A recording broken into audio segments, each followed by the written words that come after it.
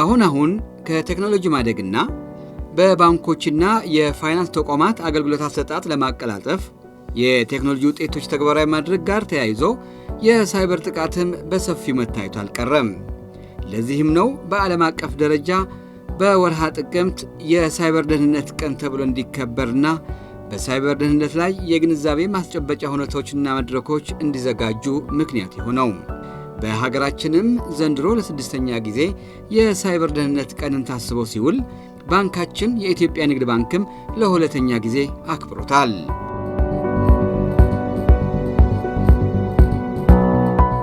የኢትዮጵያ ንግድ ባንክ ተአማኒ የባንክ አገልግሎትን በዜሮ ትረስት ደህንነት እናረጋግጣለን በሚል መሪ ቃል ከህዳር 11 እስከ 12 በኮንፈረንስ በፓናል ውይይት መድረኮችና አውደ ርዕዮች በማዘጋጀት ሰሞኑን አስቦት ውለዋል። መድረኩን በይፋ ያስጀመሩት የኢትዮጵያ ንግድ ባንክ ፕሬዝዳንት ተወካይና የኮርፖሬት አገልግሎቶች ኤክስኪዩቲቭ ምክትል ፕሬዝዳንት አቶ ኤፍሬም ሞክሪያ የሳይበር ደህንነት ጉዳይ ትልቅ ትኩረት የሚሻው እንደሆነ ባስተላለፉት መልእክት አንስተዋል። በባንካችን ዲጂታል መር ስትራቴጂ ላይ በግልጽ እንደተቀመጠው ከአራቱ ምሰሶች መካከል ለደህንነትና ስጋት ንቁ የሆነ ባንክ መገንባት አንዱ ነው።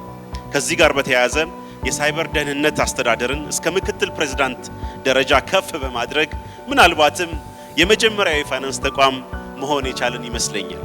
በተጨማሪም የሳይበር ደህንነት ክፍላችን በኤአይ የሚሰራ የዜሮ ትረስት ደህንነት ስትራቴጂ አዘጋጅቷል። ስትራቴጂው ኤአይን በመጠቀም እና በኤአይ ኃይል የተደገፉትን ጨምሮ አዳዲስ የሳይበር ስጋቶችን አስቀድሞ ለመለየት ለመከላከልና ምላሽ ለመስጠት የሚረዳ ነው። ለመሆኑ ዜሮ ትረስት ሲባል ምን ማለት ነው?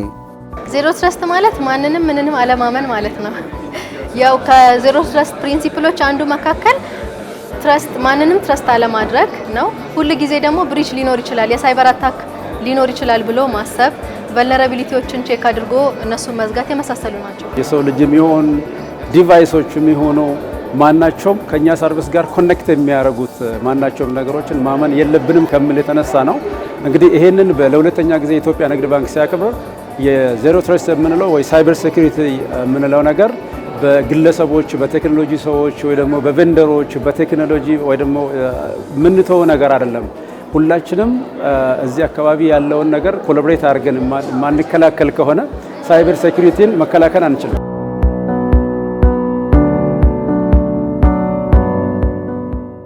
የሳይበር ደህንነት በዜሮ ትረስት መርህ እየተገበረ የሚገኘው የኢትዮጵያ ንግድ ባንክ ይህንን የዜሮ ትረስት መርህ ላይ መሰረት አድርጎ ባዘጋጀው የፓናል ውይይት መርሃ ግብርና አውደ ርዕይ ከ15 በላይ ሀገር በቀልና የውጭ ኩባንያዎች ተሳታፊ ነበሩ።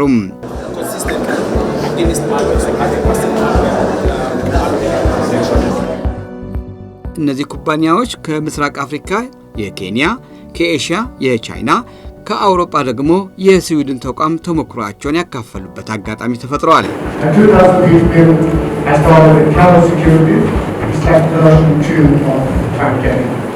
ታዲያ እንደዚህ ያሉ መድረኮች ብዙ ተሞክሮ የሚቀመርባቸው እንደሆኑ ነው ተሳታፊዎች የሚያነሱት።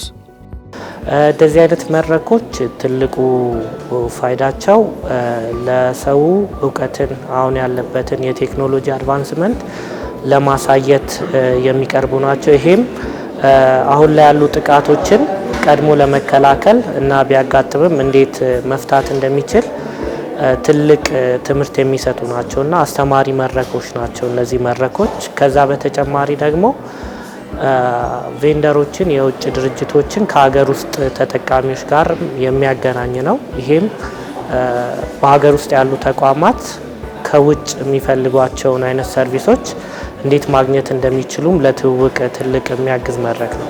በዋናነት ለከስተመሮቻችን ግንዛቤ የምናስጨብጥበት መድረክ ነው። እንደምትመለከቱት ብዙ አይነት የከስተመር አይነቶች ወደዚህ ኤግዚቢሽን መጥተዋል። እነዚህ ከስተመሮችን ያሉትን ከስተመር ኢመርጂንግ የሆኑ አዳዲስ እየመጡ ያሉ የፍራውድ አይነቶችን ግንዛቤ የምናስጨብጥበት መድረክ ሆኖ አግኝተነዋል። በሁለተኛ ደረጃ ደግሞ እንደተመለከታችሁት ሁለት አይነት የስቴክሆልደር ፋይናንሻል ሲስተሙ ላይ ያሉ ስቴክሆልደሮችም እየተገኙ ነው፣ ከፊንቴክ ከአዘር ባንክ እና እነዚህ ደግሞ ባንኮች የራሳቸው የሆነ ልምድ አላቸው። እኛም የራሳችን የሆነ ጠንካራ ፍራውድን የመከላከል ልምድ አለን። እነዚህን ልምዳችንን እርስ በርስ በመከፋፈል ጠንካራ የሆነ የፋይናንሻል ኢኮሲስተም ለመፍጠር ከፍተኛ ጠቀሜታ አለው ብለን እናምናለን። ቢያንስ ያለንበትን ነገር ለማወቅ ይረዳናል ሁላችንም ማለት ነው። የተለያየ ተቋም ላይ የምንሰራ ሰዎች ከኦፊሻሎች ጋር ተሰብስበን የምናደርገው ውይይት ነገ ልንሄድበት ወደ አሰብነው ወይ ሊመጣብና የተጋረጠብን አደጋ ፕሮቴክት ለማድረግ መወያየትና ያለንበትን አቋም ለማወቅ ጥሩ ነው ብዬ አስባለሁ። ስለዚህ ይሄንኑን ኢቨንት ሲቢኢ በዚህ መልክ ሲያዘጋጅ 15 በላይ የሚሆኑ ፊንቴኮች የተለያዩ የኢንዱስትሪ ኃላፊዎች በዚህ በኤሪያው ላይ ብዙ ኤክስፐርት ያላቸው ከትላልቅ ሀገራት የመጡትንም ጭምር ስናሳትፍ እዚህ ላይ ያለውን ቪዚቢሊቲ ለህዝባችን ለአጠቃላይ ለባንኩ ኮሚኒቲ እና ከባንኩ ውጭ ያሉት ከኛ ጋር ፓርትነሮቻችንም ግልጽ ለማድረግና ቪዚቢሊቲ ለመፍጠር ነው። እንግዲህ በማወቅ ነው የምንከላከለውና በመፍራት ሳይሆን ማለት ነው። ስለዚህ ይሄ ኢቨንት እነዚህን አንድ ላይ ለማምጣትና በተባበረ ክንድ የሳይበር ሴኩሪቲ በጣም እየሰፋ የመጣውን የሳይበር ሴኩሪቲን ለመከላከል ያስችላል የሚል ይዘን ነው እንግዲህ እያከበርን የምንገኘው ማለት ነው። የግንዛቤ መፍጠሪያ መድረኮች በእንደዚህ ሁነቶች ብቻ ተደርተው መቅረት የለባቸውም የሚሉት ተሳታፊዎቹ ሰዎች በተደጋጋሚ ከሚያጋጥሟቸው የማጭበርበሪያ መንገዶች ራሳቸውን ሊጠብቁ ይገባል ይላሉ። የተለመዱ ተብለው የሚጠቀሱት በዋናነት በእንግሊዝኛው አጠራሩ ሶሻል ኢንጂነሪንግ የምንለው የማህበራዊ ምህንድስና የምንለው የማጭበርበር ዘዴ ነው። ይህም ለከስተመር ስልክ በመደወል ልክ ከንግድ ባንክ ስታፍ ወይም ደግሞ ሰራተኛ በመምሰል የሚደወልና አገልግሎት የሚሰጡ መስለው ከከስተመር የሚሰረቅበት አግባብ ነው። ይህ አንደኛውና ዋነኛው ነው። ከዛ በተጨማሪ ደግሞ ማልዌር የምንላቸው የቴክኖሎጂ አሁን ከረንትሊ እየመጡ ያሉ በአሁኑ ሰዓት ማልዌሮች ደግሞ ከስተመሮች ሊንኮችን በመጫን ወይ በሶሻል ሚዲያ የሚላኩላቸው መልእክቶች ወይ ማሊሽየስ አፖችን በመጫን እየፈጠሩ ያለ የችግር ነው አንደኛው እና በዋናነት ሶሻል ኢንጂነሪንግን ስንይዝ፣ በሁለተኛ ደረጃ ደግሞ ማልዌር እና ማሊሽየስ የሆኑ ሶፍትዌሮችን ከሶሻል ሚዲያ በማውረድ ከስተመሮችን አካውንት ቴክ ኦቨር የማድረግ አይነት ስርቆት ነው በዋናነት ያለው። ምናምናቸው ሰዎች ብር ይጠይቁናል። ሶሻል ሚዲያ ላይ ምናምናቸው ሰዎች ሆነ ሊንክ ይልኩልናል፣ አምነን እንነካለን። ከዛ የሳይበር አታክ ይደርስብናል ማለት ነው። ያው ብራችንን ወይ እንዘረፋለን የመሳሰሉ ነገሮች። ስለዚህ የሳይበር ሴኩሪቲ ትልቁ ዜሮ ትረስት ፕሪንሲፕል ትልቁ ነው። ሳይበር ሴኩሪቲ ውስጥ ማንንም ካለማመን ነው የሚጀመረው። ማንንም ያንን ያለማመን ነገሩ ደግሞ ሞር ራሳችንን ለመጠበቅ ጠንቃቃ ለመሆን ከሁሉም አንጻር ከኔትወርኩም፣ ከዲቫይሱም፣ ከሰውም አዌርነስም አንጻር ያሉትን ነገሮች ሁሉ ያካተተ የሚያጠቃልል ነገር ነው ማለት ነው።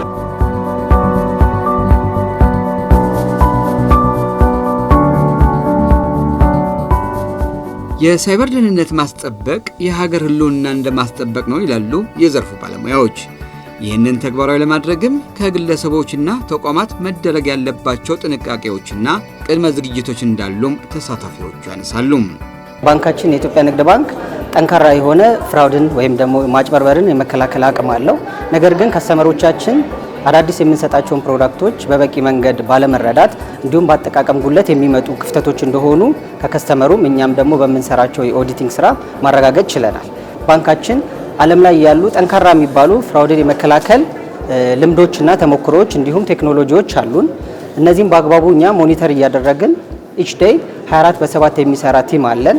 ነገር ግን ከስተመሮቻችን በቂ የሆነ ግንዛቤ ስለሌላቸው አጠቃቀሞቹን እያንዳንዱ ዲጂታል ፕሮዳክት ላይ ያሉትን አጠቃቀም ክፍተቶችን ሪቪው በማድረግ ለነሱ ግንዛቤ ያስጨብጣል የሚል ግንዛቤዎችን ነው ይዘን የመጣ ነው። ስለዚህ የነዚህ የፍራውድ ዋናው መነሻ ምክንያታቸው ከከስተመር ጉለት፣ ከእውቀት ማነስ፣ ከአጠቃቀም የመጣ ነው ብለን ነው በግምገማ ያወቅ ነው ማለት ነው። ግንዛቤ ማስፋት ያስፈልጋል። ግንዛቤ ስንል ለአንድ ድርጅት ወር ደግሞ ለካምፓኒ ዋይድ ብቻ ሳይሆን እያንዳንዱ ግለሰብም ማህበረሰቡ ድረስ የሚወርድ የግንዛቤ ኢኒሼቲቭ መኖር አለበት ብዬ አምናለሁ። እያንዳንዱ ሰው አሁን ንግድ ባንክ ለምሳሌ የቻለውን ያህል የሳይበር ሴኩር ለማድረግ ኢንፍራስትራክቸሩን፣ ሰርቪሱን ይሞክራል።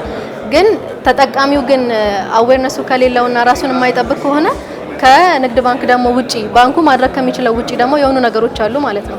እንደዚሁ ለሌሎችም ድርጅቶችና ለሁሉም በአጠቃላይ ማህበረሰብ ላይ ግንዛቤ ማስጨበጥ ላይ የበለጠ ቢሰራ፣ ፓስወርዳቸውን መጠበቅ፣ ለሰው ሼር አለማድረግ፣ የተገኘ ሊንክ ዝም ብሎ አለመንካት፣ እንዲሁም ደግሞ አፕሊኬሽኖች ስንጭን ምን አፕ ለምን ፐርፐዝ ነው እየተጠቀምን ያለ ነው፣ ምን ፐርሚሽን ተሰጥቶታል ለዛኛው አፕሊኬሽን፣ እንዴት ሴኩር ላደርግ እችላለሁ እያሉ እሱን ላይ ትኩረት ቢደረግ አብዛኛውን የምናስባቸው የሚመጡትን የሳይበር ትሬቶች መቀነስ ይቻላል ብዬ አምናለሁ። ሲቪም ተነስቶ እየተንቀሳቀሰበት ያለው አፕሮች አለ አይደል? ሶ ዜሮ ትረስት አፕሮች ነው።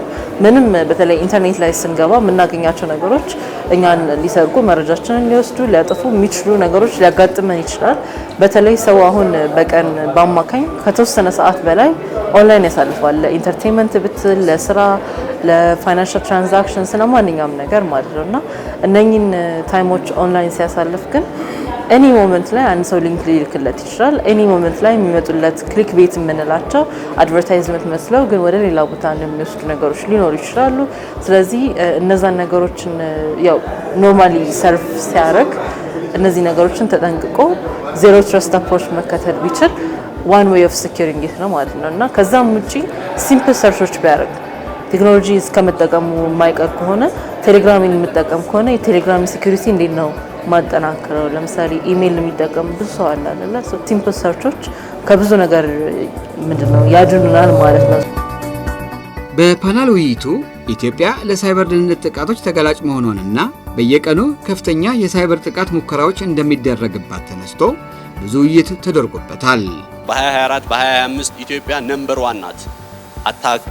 አታክ በመደረግ ማልዌር ዲስትሪቢዩት በመደረግ ማለት ነው ወደ ኢትዮጵያ።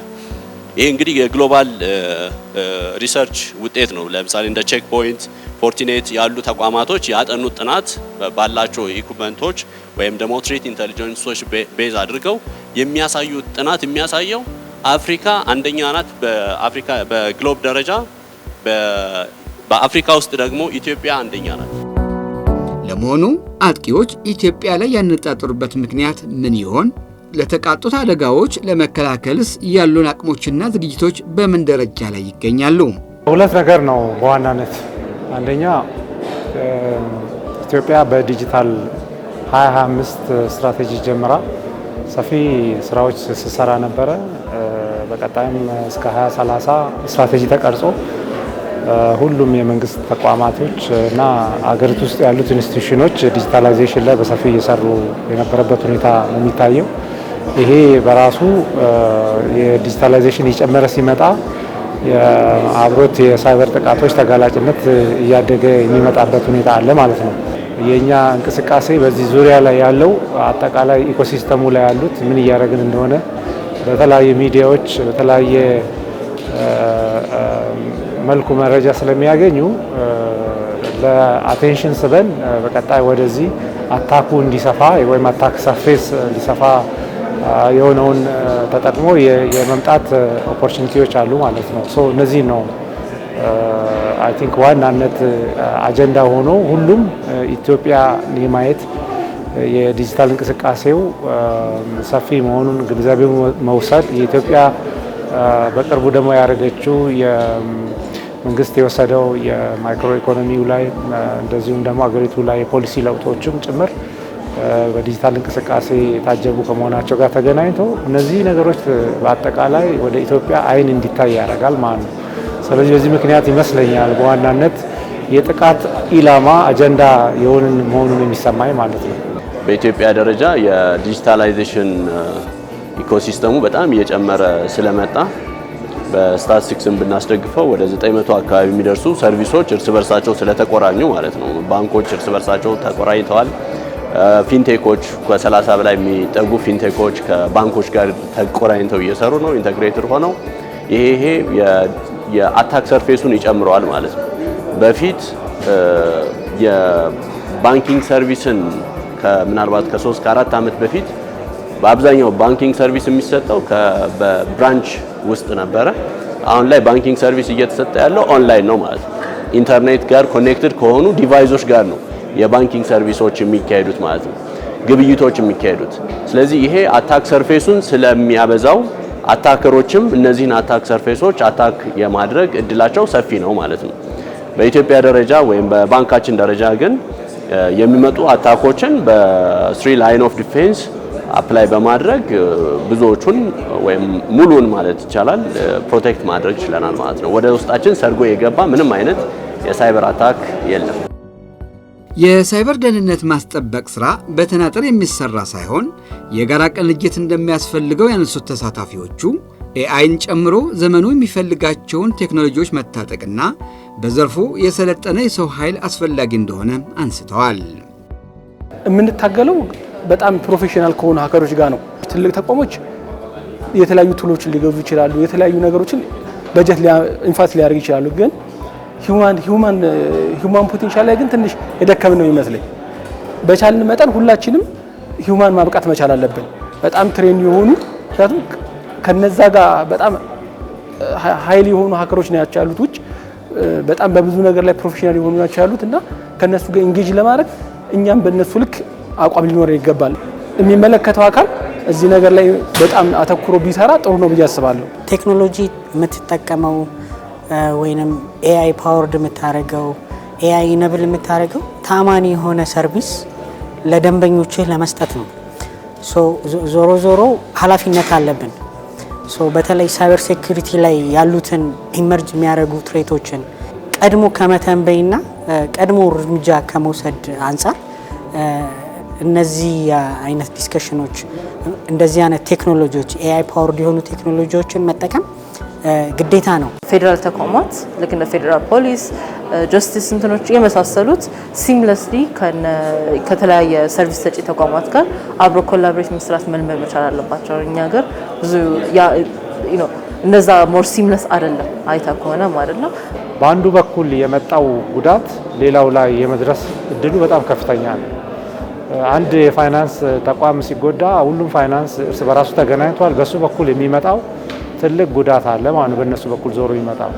ሌላው ደግሞ ማንኛውም ኢንስቲትዩሽን ጉዳት በሚደርስበት ጊዜ እሱን ተከትሎ የሚመጣው የኢኮኖሚ ጫና በህብረተሰቡ ላይ በቀጥታ ነው የሚንጸባረቀው ማለት ነው።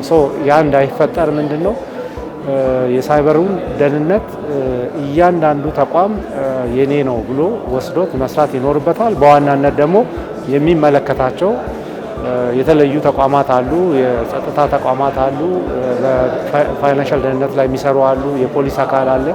አጠቃላይ ይሄ ከተቋማቶች ጋር ተቀናጅቶ ሬጉላቶሪ ማን ላይ ሆኖ ይሄን ካልሰራን ውጤቱ ሊመጣ አይችልም ማለት ነው።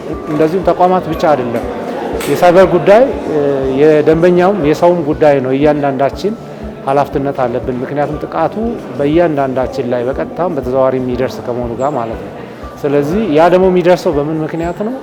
ሰዎች ባለማወቅ በሚያደርጉት እንቅስቃሴ ስለሆነ ያ በአንድ ግለሰብ የሚመጣው ችግር ወደ ተቋም የሚያድግበት ሁኔታዎች አሉ ማለት ነው። ስናጠቃልለው 3 ፒላሮች ላይ መስራት አለብን ማለት ነው። አንደኛው የሰው ኃይልን ማዘመን፣ ሁለተኛው የስራ ስርዓትን ማዘመን፣ ሶስተኛው ደግሞ ቴክኖሎጂን ማዘመን። ቴክኖሎጂን ማዘመን ስንል ለምሳሌ አሁን ዘመኑ የደረሰበት አርቲፊሻል ኢንተለጀንስ ኢኔብልድ የሆኑ ቴክኖሎጂዎች ያስፈልጉናል ማለት ነው። የዚህ መድረክ ዓላማዎች አንዱ የዘርፉ ባለድርሻ አካላት ተቀራርበው እንዲሰሩ ታሳቢ ያደረገ እንደሆነ አቶ ኤፍሬም ሞክሪያ በመድረኩ አንስተዋል። የሳይበር ጥቃትን መከላከል በተናጠል የሚደረግ ሳይሆን የሁላችንም እዚህ ያለነውን ባለድርሻ አካላት ብቻ ሳይሆን ሌሎችም ባለድርሻ አካላትን ትብብር የሚጠይቅ መሆኑን ላፍታም ቢሆን መዘንጋት የለበትም። እዚህ የመሰባሰባችን ዋናው ዓላማም በመጪው ጊዜ ከሚፈጠሩ የሳይበር ስጋቶች ራሳችንን ለመከላከል በሚያስችል አግባብ በሳይበር ደህንነት ላይ በመነጋገርና ሐሳብን በመለዋወጥ ዳያሎግ ክሬት በማድረግ በጋራ የምንመካከርበት አካሄድ ለመቀየስ ነው።